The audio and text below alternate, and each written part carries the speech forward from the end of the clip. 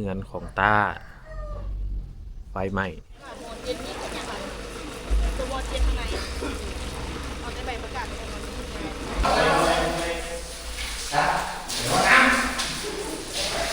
ถ้ามาบุกเกิดกับตัวเองกับบุกฮู้อีหลีได้เฮาเข้าใจเลยมันไผบ้านที่ไฟไหม้แล้วแบบป้าโจรขึ้นบ้าน5เทื่อ10เทื่อก็ยังบ่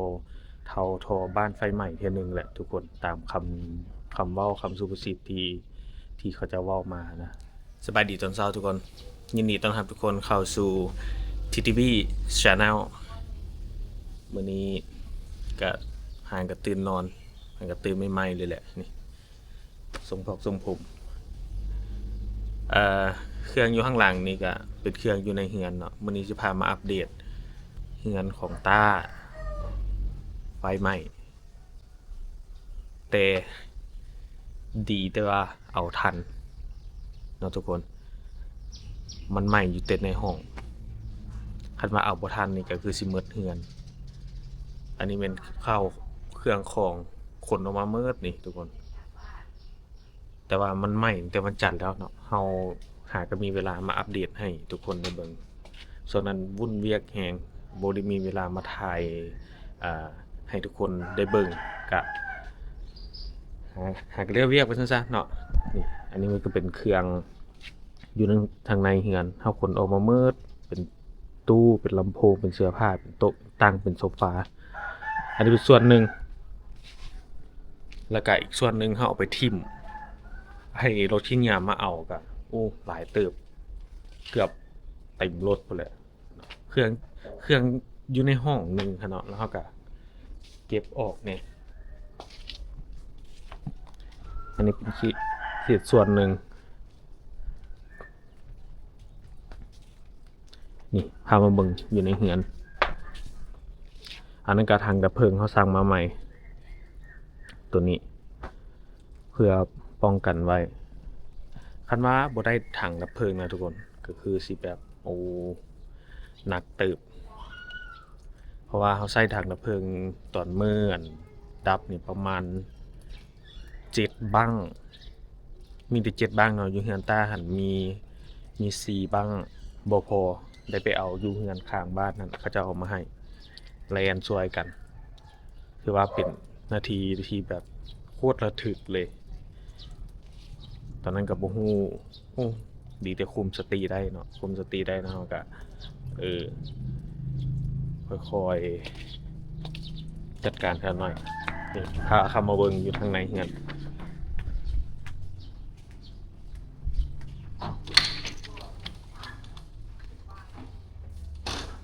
ทางในก็สิเป็นสีดำๆจากควันไฟอันนี้ขนาดเฮาหุบถูออกแล้วนี่เอาผ้ามาเช็ดผ้าจุบน้ำแล้วก็ผ้าแห้งมาเช็ดอันนี้ก็ถูออกละคือถือว่าเนียนแล้วเนาะอันนี้ก็ทำอิฐนี่เครื่องอยู่ในเฮือนอีกเอาออกหมดแล้วก็ล้างเลยล้างสีดน้ำทำความสะอาดคักนี่แล้วเราเอาเข้ามาไว้แล้วหากเอาเข้ามาไว้เมื่อวานนี้มื้อนี้เขาสิได้ทาสีเฮือนหาก็ไปซื้อสีมาก็สิได้ทาสีเพดานทาตัวฝาเฮือนตัวนี้เป็นส่วนหนึ่งอยู่ข้างนอกซื่อๆนี่บ่แม่นตัวมันไหม้นี่อยู่นี่แห่งดำตอนทำอิฐมื้อวันจันทร์นะแห่งดำปื้อเลยแถวนี้ควันเต็มเนาะควันไฟมันไหม้บอนนะบอนเป็นยางพาราเป็นเสื้อนอนเป็นเสื้อผ้า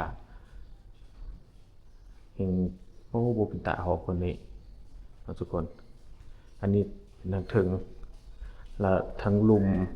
บ่เป็นหยังอันนี้เป็นส่วนอยู่ทางลุมบ่เป็นหยังเพราะว่าเขาอัดประตูไว้ดีแต่ว่าเอาทันทุกคนเดี๋ยวเขาพาเข้ามาเบิ่งอยู่ข้างในจุดเกิดเหตุอันนี้ดำเมิดนี่อันตอนนั้นให้ดำไปเลย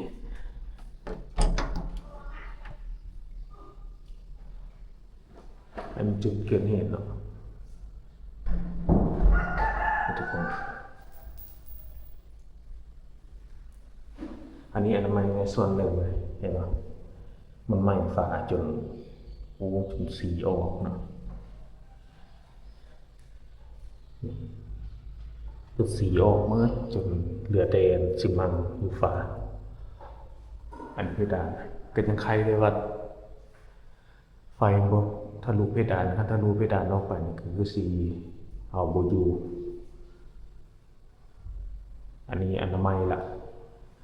อนามัยในส่วนหนึ่งเกี่ยมทาสีมื้อนี้แล้วก็แปลงเพดานเนาะเพดานเฮาสิได้แปลงเมียนออกใหม่หมดเฮ็ดใหม่ก็ถือว่าสวยแต่ต้นปีเลยเอาแต่ต้นปีเลยนะสาเหตุหลักๆน่าจะเป็นไฟเอมันติดอยู่นี่ทุกคนไม่มัดจากไฟเนาะมันตกลงบนนอนอันนี้จะเป็นบนนอนแล้วก็มีเครื่องมีของอยู่นี่แล้วมันตกมาใส่อยู่นี่ไหม้เต็มห้องเลยตอนนั้นประมาณ7:30นพากันนั่งกินข้าวอยู่บนทางลุมเฮือนครัวแหละ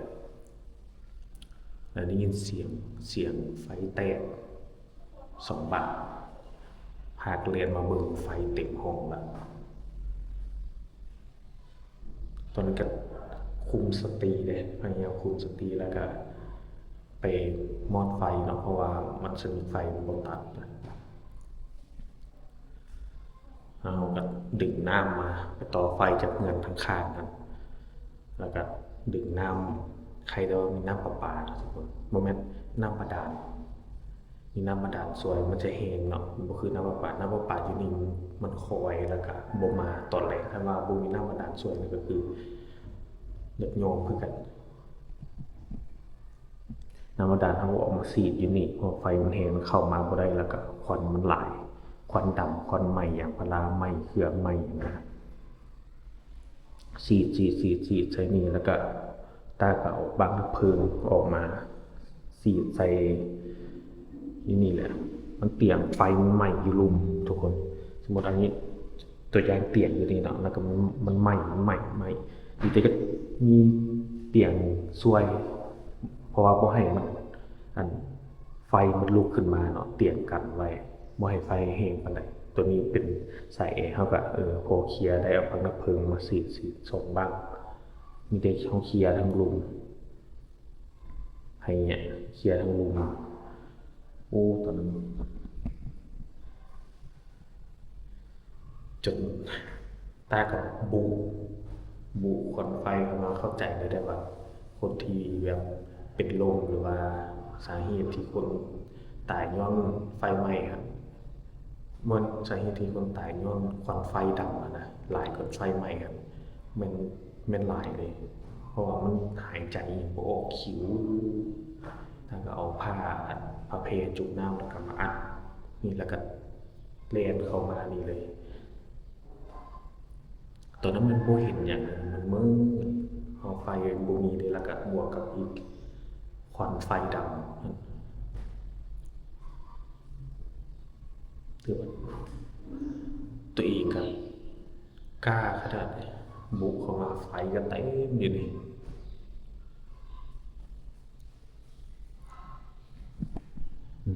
ฟ้าก็จนเล่านะทุกคน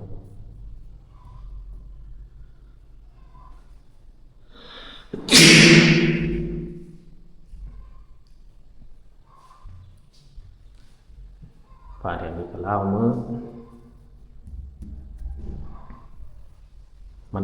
มันได้รับความร้อนแล้วนะเอาไปสีดน้ำใส่มันเฮ็ดให้ฟ้าเล่า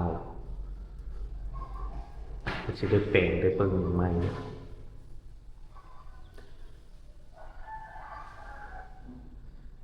ห้องนี้ก็เป็นห้องน้องสาวของตาไปนั่งกินข้าวอยู่ร่วมกันนั่นแหละตอนนั้นบ่มีไผอยู่ในห้องเขาอัดห้องไว้กดถามอัปเดต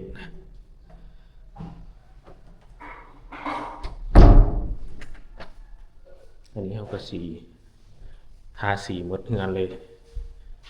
ทาสีเพดานก่อนนะทาสีเพดานตัวนี้หมดทางในแล้วก็แบ่งหน้าเบี้ยกันแหละทาสีตัวนี้แล้วก็ห้องทั้งรุมกสิทาห้องตาอิงกสิทาก็ถือว่าอนามัยหมดเฮือนรีโนเวทใหม่หมดเครื่องของอันใดที่บ่จำเป็นเฮาก็เอาออกเพราะว่ามันหกหลายอะนะบางอันที่เฮาเก็บไว้แต่โดนเฮาบ่ได้ใช้เฮาก็ยังเก็บไว้คือแบบเป็นปึ้มเป็นซอเป็นเครื่องนุ่งที่สมัยตั้งแต่ตอนยังน้อยพุ่นนะเฮาก็ยังเก็บไว้แต่ว่าอันมาฮอบนี้เฮาเอาออกมันบ่ได้ใช้แล้วมันบ่จำเป็นนะบางอันเฮาก็ไปบริจาคบางอันเฮาก็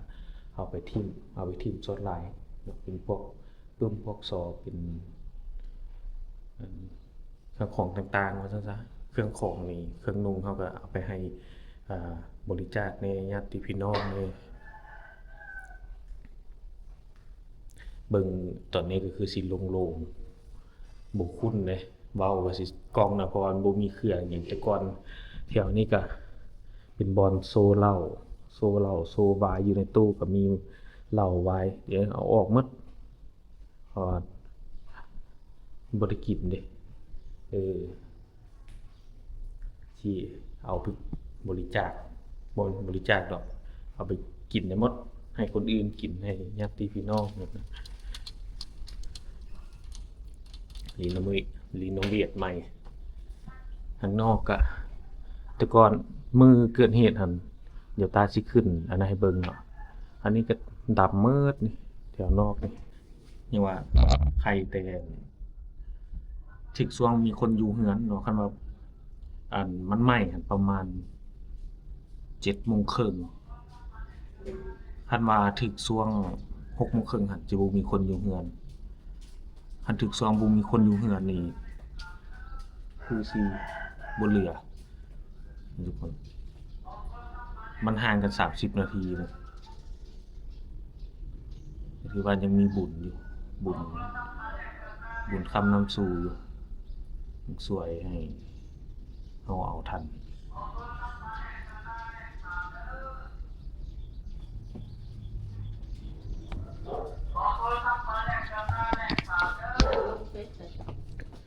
ก็สิอัปเดตประมาณเท่านี้เนาะเดี๋ยวต้นสวยเฮาทาสีสิมาถ่ายอัปเดตอีกวิดีโอหนึงให้ทุกคนได้เบิ่งนำกันว่าเฮาจะทาสีใดเบิ่งยังเห็นพอซื้อสีมาแต่ว่าเฮายังบ่ฮู้ว่าสีใดเนาะเห็นน้องชายกับน้องสาวว่าจะได้สีแบบตามใจเพิ่นว่าซั่นซะแต่บ่ฮู้ว่าสีใดเครื่องของอันนี้เอาออกไปส่วนหลายเลยนี่แต่ก่อนเห็นเต็มนี่แหละจนฮอดพุ่นแหละมายุมมันยะจักอีหยังตัวอีหยังเขาใส่เครื่องของที่บางอันก็จำเป็นบางอันก็บ่จำเป็นได้ใช้เนาะเฮาก็โละออกหมดตัวนี้ก็เป็นเหตุการณ์ที่แบบระทึกขวัญแบบเฮาบ่คิดว่าสิเกิดกับตัวเฮาเองนะคำว่าบ่เกิดกับตัวเองก็บ่ฮู้อีหลีได้เฮาเข้าใจเลยมันไผบ้านที่ไฟไหม้แล้วแบบป้าโจรขึ้นบ้าน